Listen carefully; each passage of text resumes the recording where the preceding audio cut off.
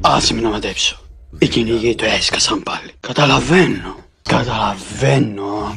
πως είσαι αδύναμοι, αξιολόγητοι, άχρηστοι, όλοι σας. Δεν το ξέρετε αυτό οι ηλίθιοι? Αν οι κυνηγοί κάνουν χρυσό το Χόλμουν, αυτό θα είναι το τέλος μας. Και άφησα να κρατήσεις αυτή τη φωνή, Τσίνο. Και εσύ με γρεβάζεις με αυτή τη φωνή? Μια δαιμονική μπάντα αγοριών.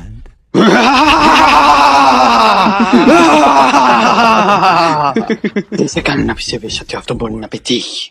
Εντάξει, σε ξέρω, Τσίνο.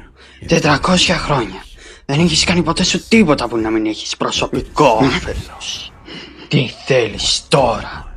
Μαλλιολουσόντα ποπ.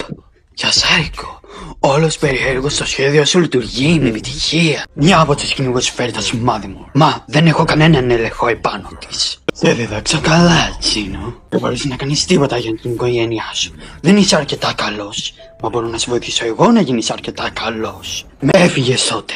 Τις άφησες μόνες τους. Τις απογοήτεψες. Αυτό είναι αστείο. Για μια στιγμή πίστεψα πως αλήθεια πίστευες πως θα ήσουν ελεύθερος. Γιατί αν τι πίστευες πραγματικά? Αν πίστευες πραγματικά ότι μπορούσες να ξεφύγεις από αυτό που είσαι, από αυτό που έκανες, θα της είχες πει την αλήθεια για την οικογένειά σου. Παράτησες την ίδια σου την οικογένεια. Τις άφησες μόνες τους πίσω. Σκότωσες την ίδια σου με την οικογένεια. Μην ξεχνάς τη συμφωνία μας, Τζίμι. Γιατί μπορώ να δυναμώσω αυτές τις φωνές. Μπορούν να φύγουν για πάντα.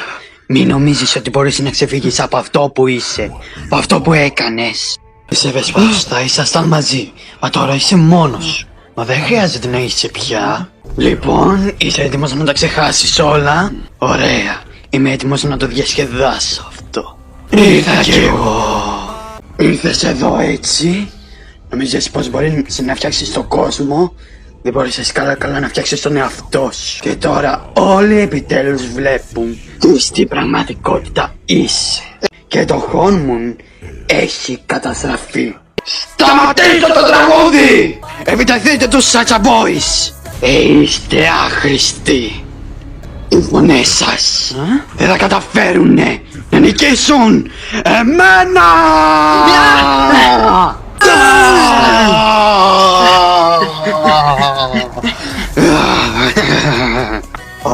Όχι, όχι, γίνεται αυτό!